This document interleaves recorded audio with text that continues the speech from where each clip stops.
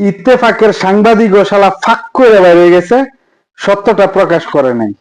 Gift পেয়ে খুব খুশি হলাম জামাত ইসলাম পক্ষ থেকে। এর মধ্যে চাউল আছে, পেঁয়াজ আছে, তেল আছে, খেজুর আছে, সিমাই আছে, চিনি আছে, অনেক মানে আলহামদুলিল্লাহ যাতে আল্লাহকে লাখ কোটি শুকরিয়া। ও জামাত ইসলাম তো একটা ওয়াও কাজ করলো, দেখি। পবিত্র ঈদ উল ফিতর উপলক্ষে চীনা দূতাবাসের দেওয়া খাদ্য উপহারকে এবার নিজেদের বলে চালিয়ে দিয়েছে বাংলাদেশ জামায়াত ইসলামী। এরপরই সোশ্যাল মিডিয়া থেকে রাজনৈতিক অঙ্গন সবখানে চলছে সমালোচনার ঝড়। নেটিজেনরা বলছেন এটা রাজনৈতিক শিষ্টাচার বহির্ভূত ও নৈতিক অবক্ষয়ের সবচেয়ে নিম্ন স্তরের কাজ, যা জামায়াতকে রীতিমতো একটি লোভী দল হিসেবে আরেকবার দাঁড় করিয়েছে জনতার সামনে।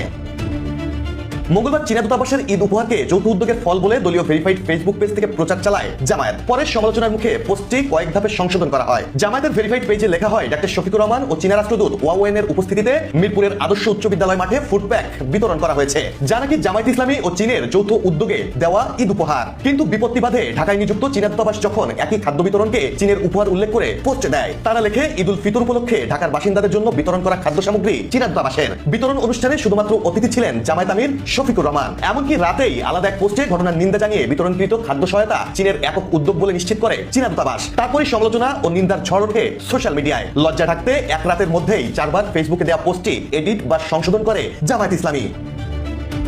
জামায়াতের এমন নৈতিকতা বিবর্জিত কাজের সমালোচনা করে আল জাজিরার প্রবাসী সাংবাদিক জুলকারনাইন সায়ের জামায়াত ও চীনা দূতাবাসের ফেসবুক পোস্টের স্ক্রিনশট শেয়ার করে একাধিক পোস্ট করেছেন, যেখানে তির্যক সব মন্তব্যে রীতিমতো জামায়াতকে তুলোধনা করছেন নেটিজেনরা। কেউ আক্ষেপ করে লিখেছেন, আহা সৎলোকের একই অবস্থা, জান্নাতি কৌশল। কেউ লিখেছেন, পোল্টিবাজিতে নোবেল দিন। আবার কেউ জামায়াত আমিরকে উদ্দেশ্য করে লিখেছেন, কবিরাজ দাদুর কেরামতি, জামায়াতের নতুন বিজনেস, ধরা খেয়ে কথা পাল্টেছে চুমু শফিক বাহিনী। আরেকজন লিখেছেন, ডিম পাড়ে হাসে খায় বাগদাসে। এমনই সব নেগেটিভ কমেন্টে জামায়াতের উপর ক্ষোভ ঝাড়ছেন নেটিজেনরা। এমনকি জামায়াতের কড়া সমালোচনা করেছেন আমজনতার দলের তারেক রহমান।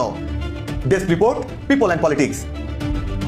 এই যে সত্য আর উচিতটা দেখলেই তেরি মেরি মেহেরবানের সন্তানরা করে গালাগালি।